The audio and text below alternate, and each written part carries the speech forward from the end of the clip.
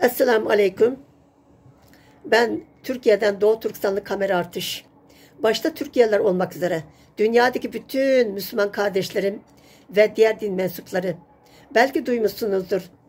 Terörist ve faşist olan Çin Komünist Partisi hükümeti geçen yıl Kur'an-ı Kerim'i yeniden yazacağını duyurmuştu.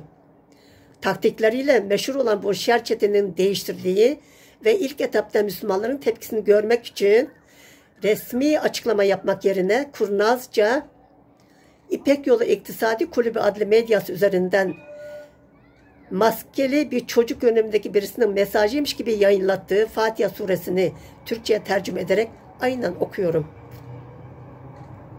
Tüm hamdü senalar partimize mahsustur. Partimiz çok mihriban ve şefkatlidir. İcra edilen 4'ü modelleştirmenin malikidir. Partimiz ancak sana itaat eder ve yalnız senden yardım dileriz. Bizi doğru yola ilet. Gazabına uğrayanların yoluna değil, inam ettiğin kimselerin yoluna sevk et. Ey Müslümanlar!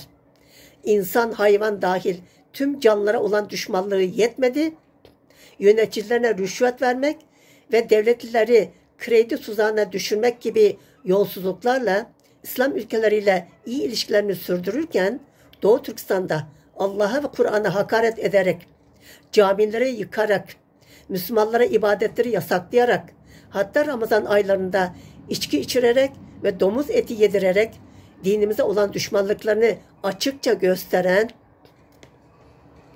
kendini ilah yerine koyup halkını kendine taptıran eski liderlerin mavuda geçerek, sadece ülkesini dinden uzak idare etmekle yetinmeyip, dünya hakimiyetinde ele geçirip tüm dinleri yok etmeye teşebbüs eden bu küstah ateiste daha ne kadar tahammül edecek ve işleye geldiği bunca insanlık suçuna daha ne kadar sessiz kalacaksınız?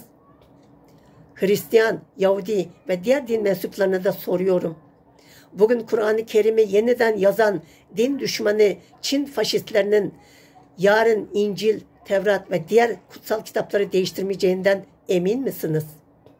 Uyanın ve birlik olup bu şer rejimi yıkmak için harekete geçin.